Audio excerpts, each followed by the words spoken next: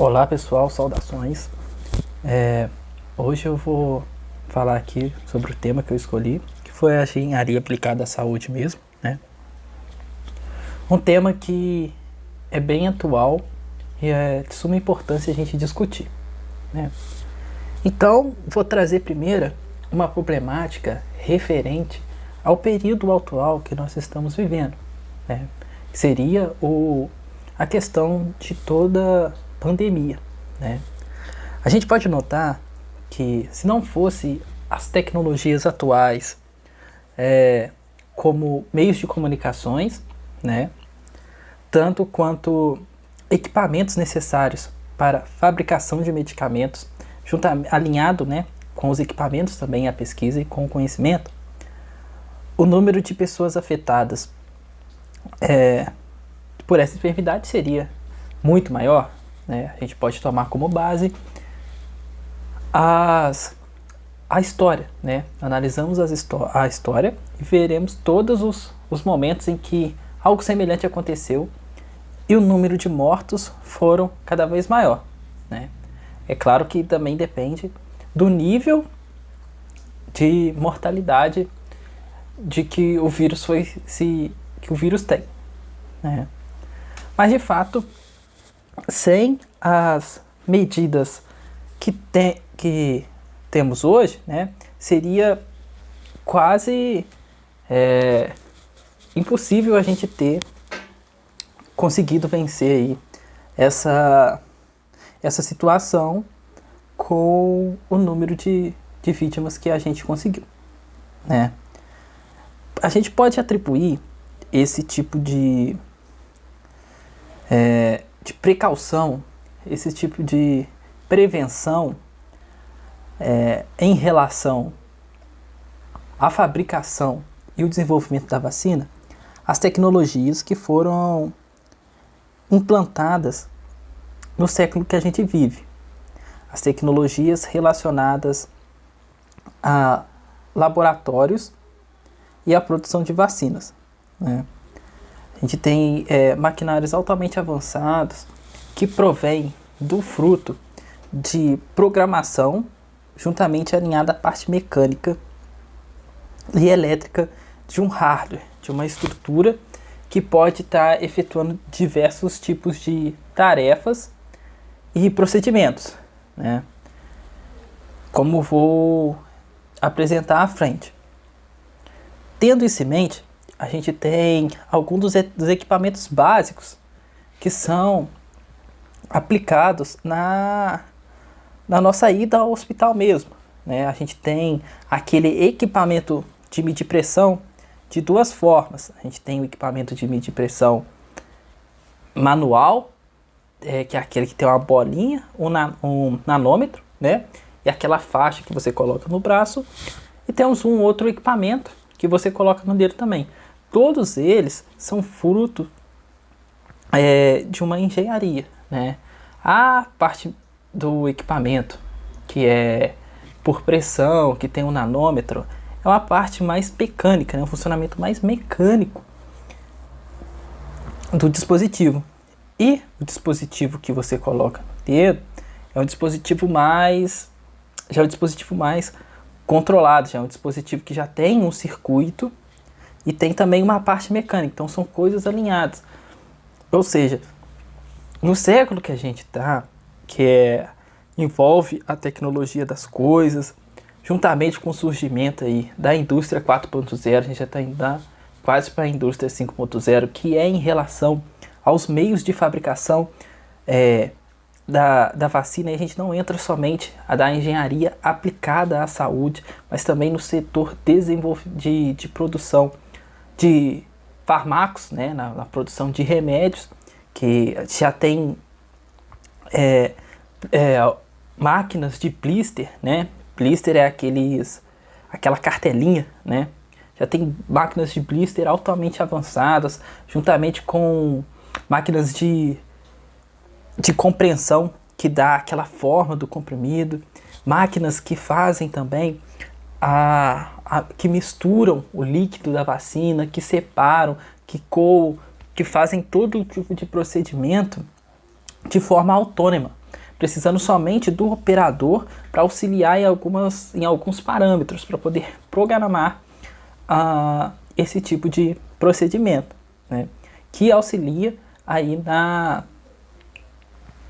na fabricação e na manutenção aí da nossa vida como um todo. O que que eu trouxe é 2 equipamentos, né, que eu vou estar explicando um pouquinho mais sobre eles. Esse aqui é a questão de medir a pressão, né, como eu falei, aquele equipamento simples. E aqui a gente tem uma garrafa de Leyden, para a gente mostrar como que vem sendo a evolução desses equipamentos que são aplicados na saúde, né. Essa garrafa de Leyden, para quem não sabe, é um dispositivo que é capaz de armazenar cargas elétricas. É o primeiro, não é o primeiro, mas o primeiro equipamento que teve uma satisfação, teve um uso que foi testado e deu certo, né? Ou seja, foi um uso correto da tecnologia, que foi baseado em outros experimentos também, tá? Essa garrafa de Leyden é o seguinte, ela tem essa garrafa de vidro, né? Dentro dela tem um tubo uma haste de metal e uma haste de estanho, e na ponta dele tem latão. Esse latão, você carrega essa garrafa por ali, né? E o que acontece? Essa garrafa, ela armazena carga elétrica, como se fosse um capacitor. Essa garrafa, quando ela foi produzida, há alguns anos, quando ela foi testada, né, quando ela foi projetada, ela foi testada para utilização da energia nas formas fisioterápicas, né, nos tratamentos de fisioterapia. E o que ocorre? Esses tratamentos, eles tinham uma distinção entre energia animal, né, e energia que era trazida pela natureza, e a energia que era produzida pelos homens, né. Esse tipo de dispositivo, essa garrafa de Leyden, ela foi usada para poder fazer tratamentos de fisioterapia com eletricidade. Com esses tipos de tratamento, com o controle da tensão, o controle da corrente, hoje a gente tem os equipamentos com eletroterapia, né? Quem já foi na clínica de fisioterapia ou conhece alguém do ramo, é o famoso choquinho, né? Que eles falam, o equipamento de choquinho. Eles conseguem estar utilizando aí, é uma evolução do que a gente teve aí no passado, né? Mostrando que esse tipo de equipamento é um equipamento que foi produzido há séculos atrás, e hoje a gente utiliza uma variação mais tecnológica e bem estruturada do mesmo tipo de tratamento, né? Pelo menos do mesmo princípio de tratamento, que o tratamento mudou por causa que a tecnologia avançou, né? Tornando assim os nossos meios de tratamento muito melhores. Agora aqui eu trouxe o robô da Vinci, né? Que até o professor disponibilizou aí os vídeos dele trabalhando, né? Esse robô, ele é um robô que tem 4 braços, né? Um deles ali tem uma câmera, e os outros braços, eles podem ser utilizados para poder fazer cirurgias nas pessoas, né? E o que ocorre? Esse robô, ele tem uma capacidade altamente precisa. Esse robô é altamente preciso. Em uma cirurgia de abdômen, né, essa cirurgia, geralmente, quando se utiliza o método com um cirurgião profissional, com um bisturi e etc., essa cirurgia pode abrir o abdômen em até 10 centímetros. Esse robô, ele faz essa cirurgia em apenas, ele abre essa fissura que é necessária para poder fazer a cirurgia em 1 centímetro.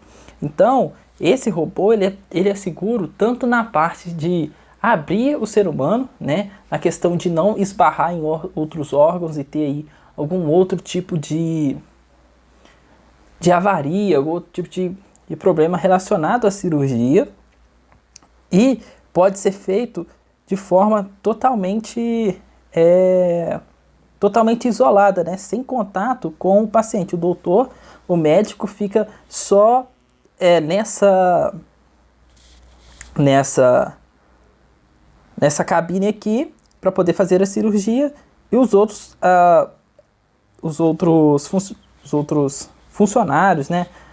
Os outros profissionais da saúde ficam ali com o paciente.